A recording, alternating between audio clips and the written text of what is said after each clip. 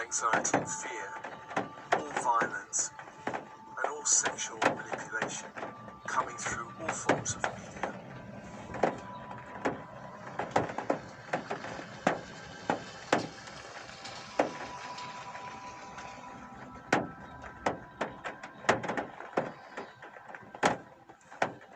And to begin, open body, open mind,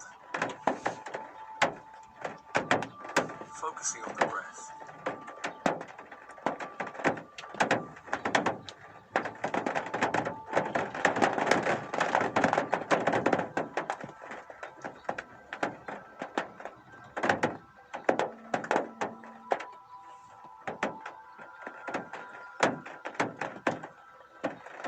On the in-breath is the invitation of light from the universe around, 360 degrees.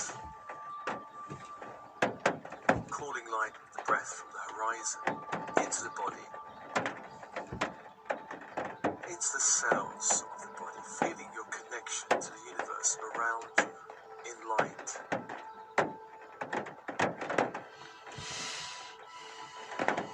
On the out-breath, purging and releasing out of your body, back to the stars, back to the sun, of all lower energies that does not serve you. All lower etheric, mental, emotional energies, psychic energies out from your body.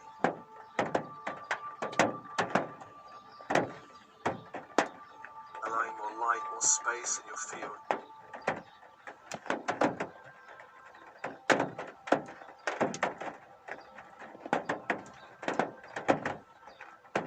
On the in-breath, again the invitation of light into the bones and blood of your body.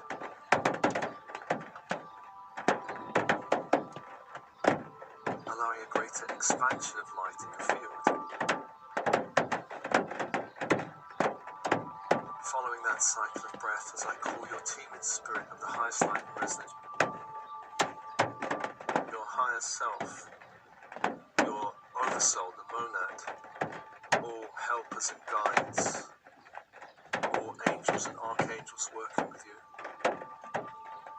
all star beings, star races working with you, all teams in spirit, specialist teams working with you, come be with you now.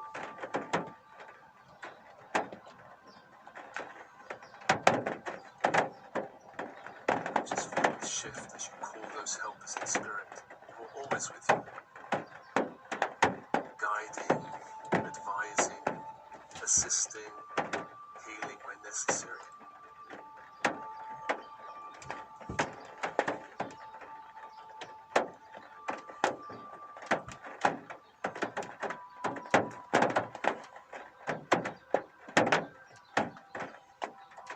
Let's call the archangels to the horizontal plane, beginning in the east with Raphael, archangel of air.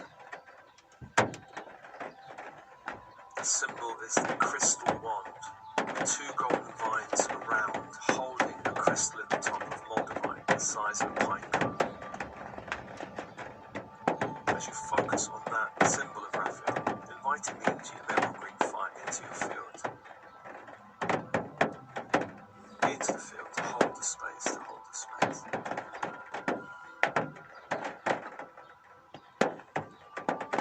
And open and soften and relax.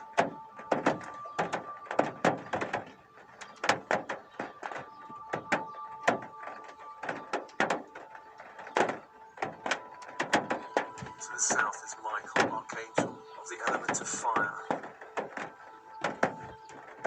The symbol, a sword of flaming blue light, the energy of electric blue fire. As you focus on that symbol, calling that fire, electric blue fire, into your field to hold the space. And breathe and open.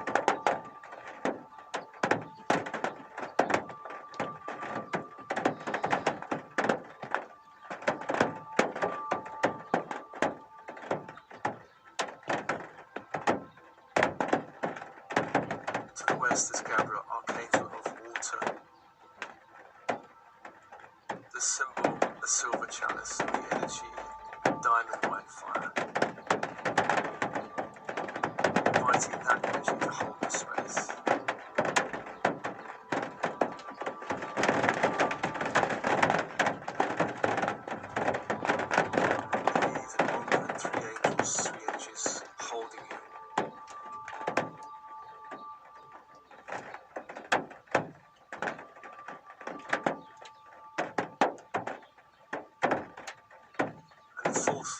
angel is Uriel, archangel of earth.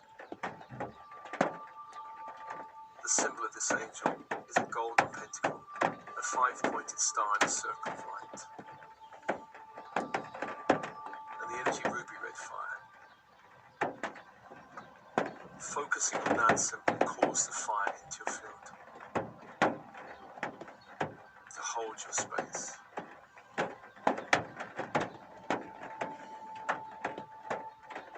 Four angels, four energies open. And breathe. Feeling these four angels, these four energies holding you.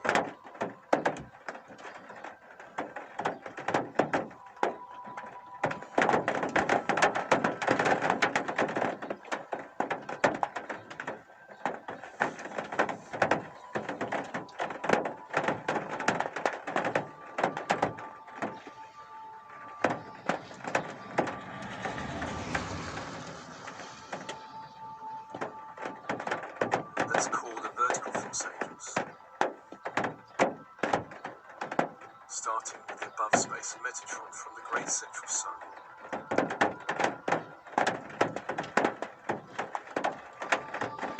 Bringing down that light as a column of light into the room, the space you're in.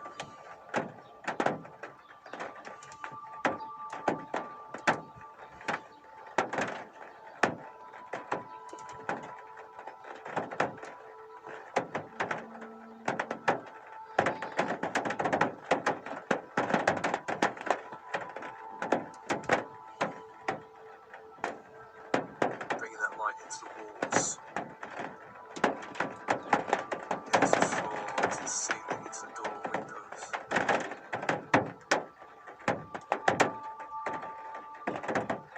Closing up the space.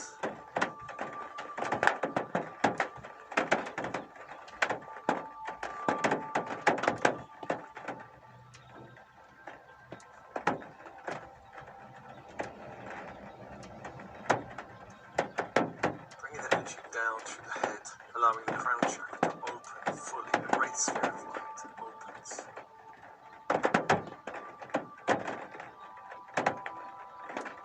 The third eye, the center of the head, opens. A great sphere of light opens.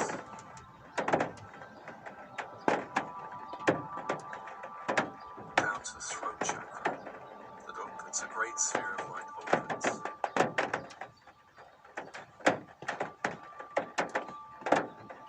Down to the heart that opens. A great sphere of light opens.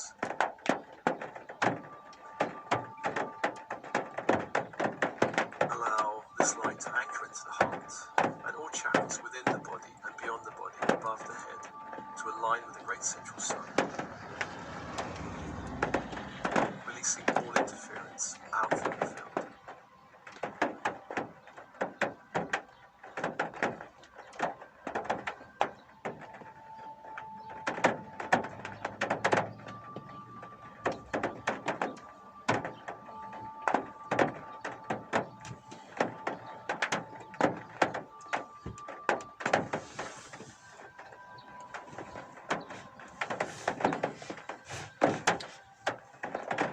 Letting below space inside the form of the crystal liquid of earth.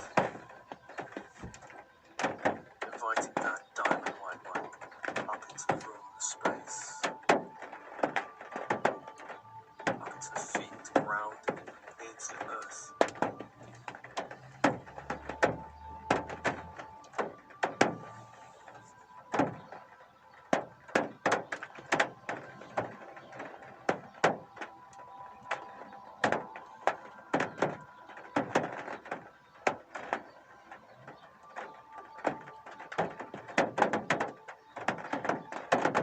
Up through the legs to the base that opens. A great sphere of light opens.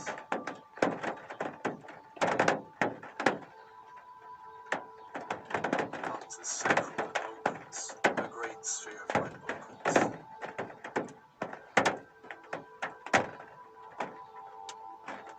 Up to the solar plexus that opens. A great sphere of light opens.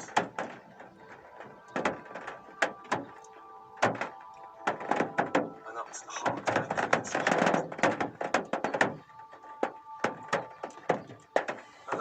chakras from the heart downwards, including those beyond the body and beneath the feet, to alignment across the grid of the earth.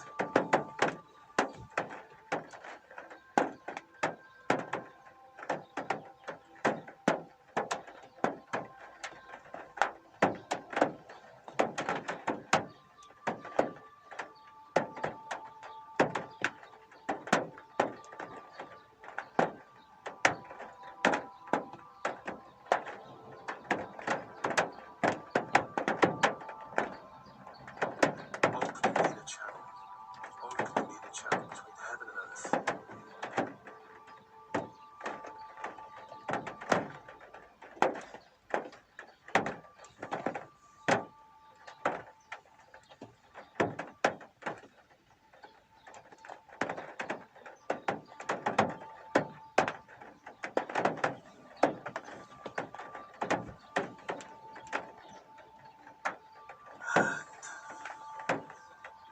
I ask Metatron and Michael to form a sphere of light around you.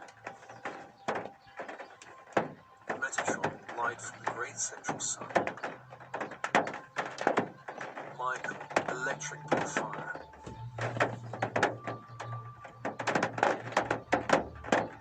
Creating a sphere of golden electric blue fire around you.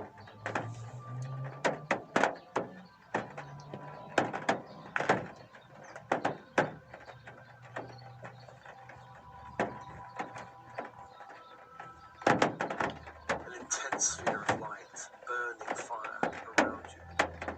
A Californian man can remember nearly every moment from every day of his life. Feel that fire, the intensity of it. We're beginning the details of their own. Sometimes, You know, the human brain's been involved in those and we really nothing but Harry. Begin to see this air. Can crimes be make a direct. Sometimes,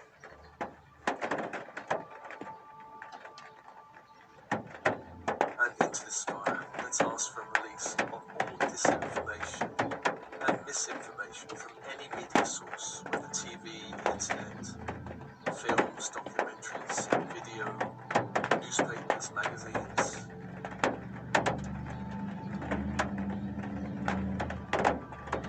Purging from your body everything in any chakra, any energy field, out.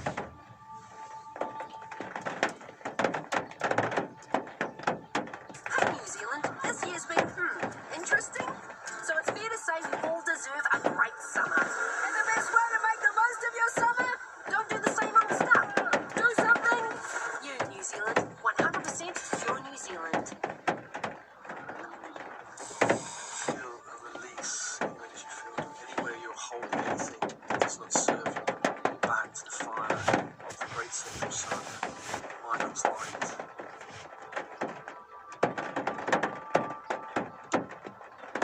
And including anything you've picked up from any radio or any form of energy wave out from your body.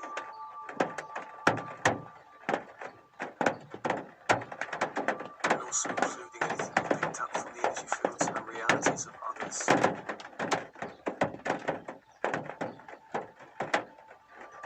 Purge and release all disinformation,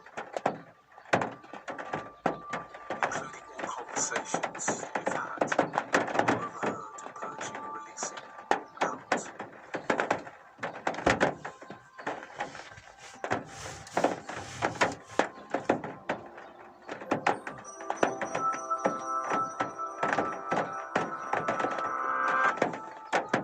Imagine a future where nobody dies.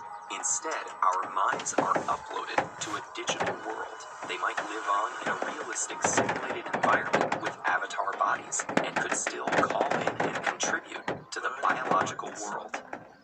Mind uploading has powerful appeal, but what would Allowing the energy of a truth person's brain and upload their to mind? your energy fields. The main challenges are scanning a brain in enough detail to capture the mind and perfectly recreating that detail artificially.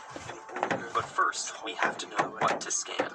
The human brain contains about 86 billion neurons, connected by at least 100 trillion synapses. The pattern of connectivity among the brain's neurons, that is, all of the neurons and all their connections to each other, is called the connectome. We haven't yet mapped the connectome, and there's also a lot more to neural signaling. There are hundreds, possibly thousands of different kinds of connections, or synapses. Each functions in a slightly different way. Some work faster, some slower. Some grow or shrink rapidly in the process of learning. Some are more stable over time. And beyond the trillions of precise one-to-one connections between neurons, some neurons also spray out neurotransmitters that affect many other neurons at once. All of these different kinds of interactions would need to be mapped in order to copy a person's mind. There are also a lot of influences on neural signaling that are poorly understood or undiscovered.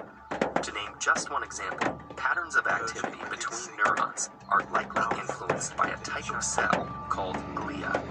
Glia surround neurons, and according to some scientists, may even outnumber them by as many as 10 to 1. Glia were once thought to be purely for structural support, and their functions are still poorly understood, but at least some of them can generate their own signals that influence information processing.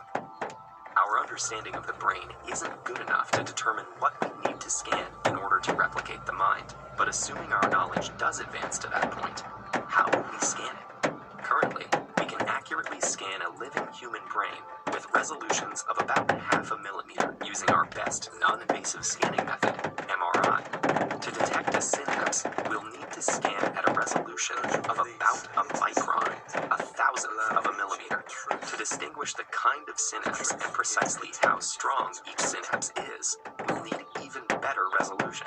MRI depends on powerful magnetic fields. Scanning at the resolution required to determine the details of individual synapses would require a field strength high enough to cook a person's tissues.